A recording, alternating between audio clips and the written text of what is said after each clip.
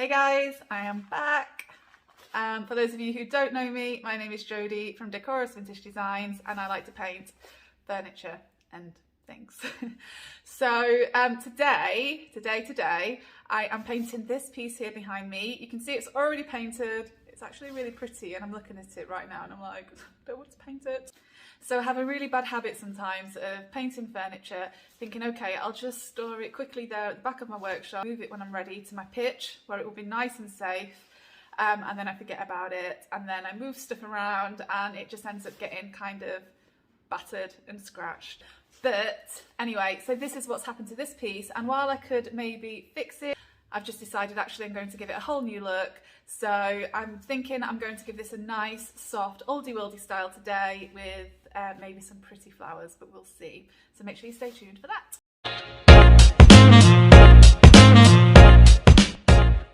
Okay, so the first thing that I'm going to do for this project is remove all the pulls. I sometimes like to paint over them, but for this one, they're coming off.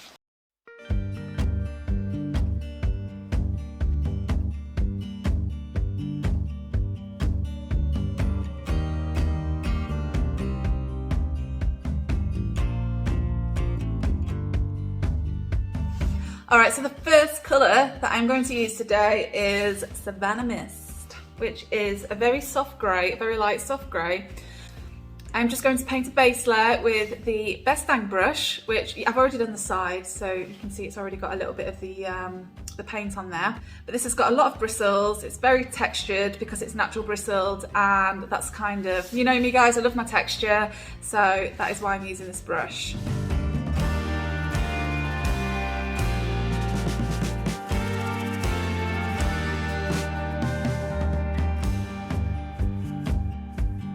Alright, so as I'm painting this, I'm going in various different directions. I am not using any water at this point. I am just putting the Savannah Mist straight onto the armoire, and I just want some really good coverage just to get that old finish covered up. Does anybody else work in a cold workshop?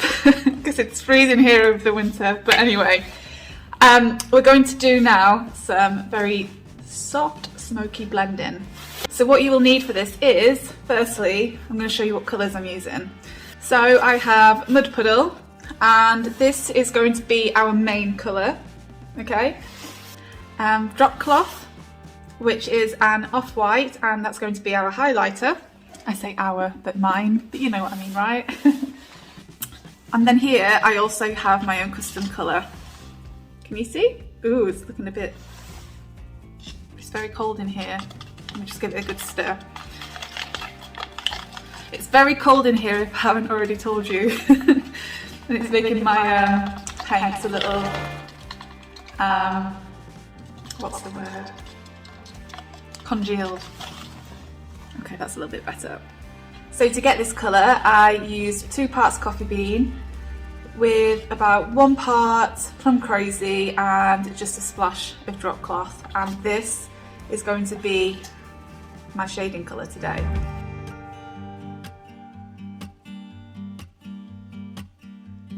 The first colour that I am using is Mud Puddle, which is my main colour, and I am just applying it where I feel like I need it. I am also using different brushes for each colour. So I have one colour for Mud Puddle, I have another, brush, I have another brush here for my Plum Crazy coffee bean mix, and I'm just applying this around the edge of the Mud Puddle because this is going to be my shading colour, and this is what is going to be used basically to make it look like it has a bit of a vignette around it. And then I've applied my drop cloth randomly in areas. So then this is my important brush. It's called the Best Dang brush, which is what I used earlier, and it is totally dry, and I'm just very softly blending all of that out. I'm going to leave some of the edges there so that I get this smoky look, but I just want to make sure that it's not overly blended, because if it becomes overly blended then you won't get that kind of cool smoky cloudy feel that you might be looking for here, or at least what I'm looking for.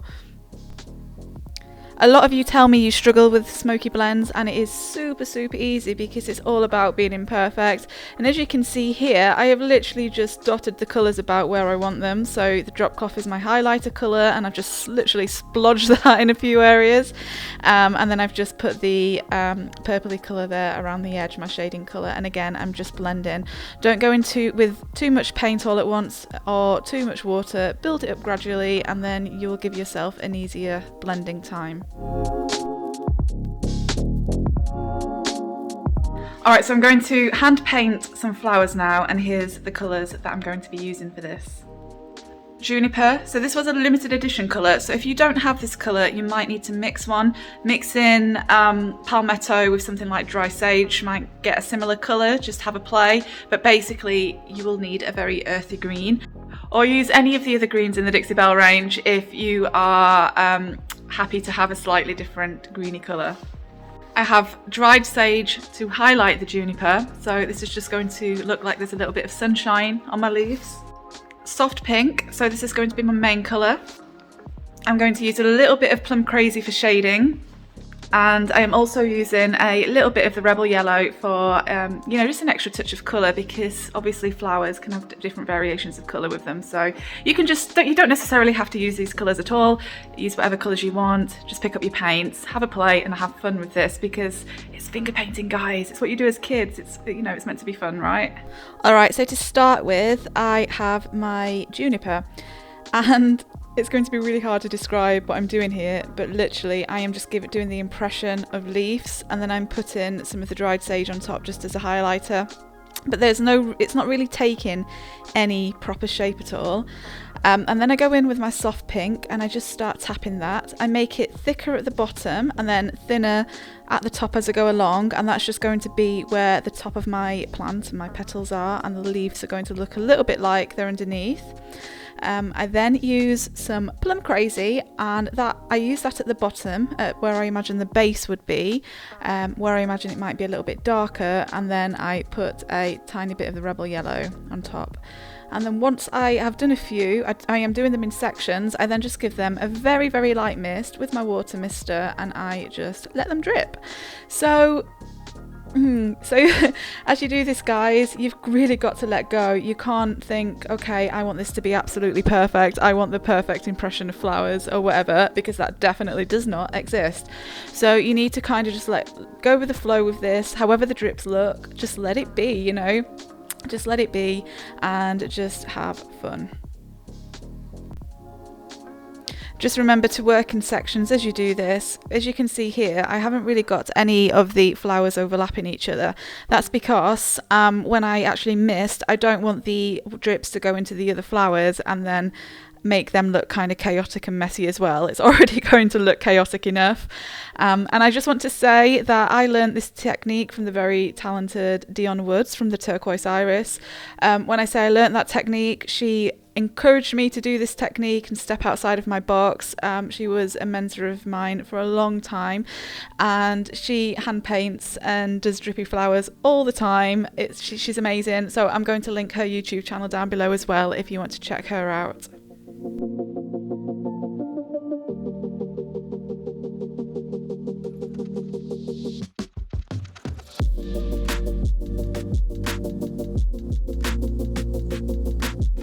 Alright, so next up I have the Cotton and Eucalyptus transfer by Dixie Belle, inspired by Lotus Theory Designs, who is also a brand ambassador for Dixie Belle and also another amazingly talented artist.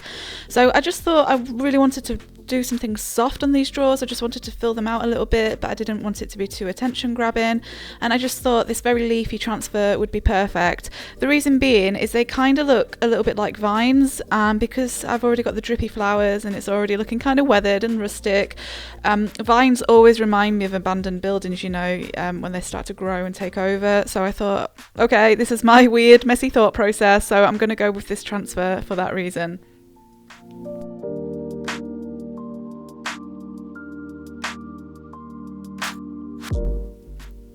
Before applying your transfer, make sure that the paint is completely dry. I tend to like to leave mine overnight and then I can be satisfied that it's dry.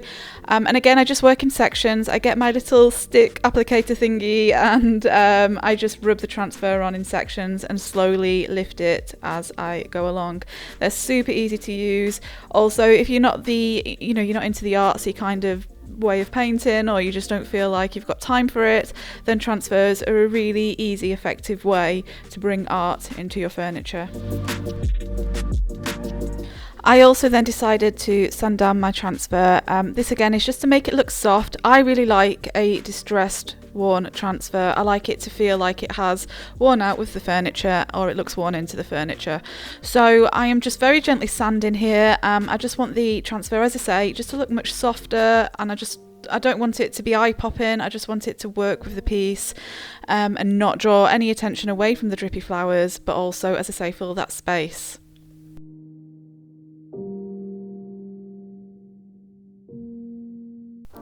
I then decided to finish this piece in Best Dang Waxing White with a chip brush. This is really old wax that's gone kind of crusty, which I kind of like for this look that I'm going to be doing. And then I actually just stipple on the wax over the flowers and gently brush out those edges. So white wax again is perfect. It's another thing that's perfect for making things look softer on your furniture. It tends to mute colours down and offers a really soft aged effect. It will then harden and also protect the paint. Just remember, after you have left your wax with enough time to dry, I tend to like again to leave mine overnight, that you remove any excess, because the wood can only soak up so much. After that it will just kind of sit on top forever, so you don't want to be dealing with furniture and getting wax all over you all over the time. So just make sure that you remove that wax. And here's a finished look, guys. I really hope you enjoyed this tutorial today. I really had fun with this one. Let me know your thoughts in the comments below. As always, have a great time painting and look after yourselves. Bye bye.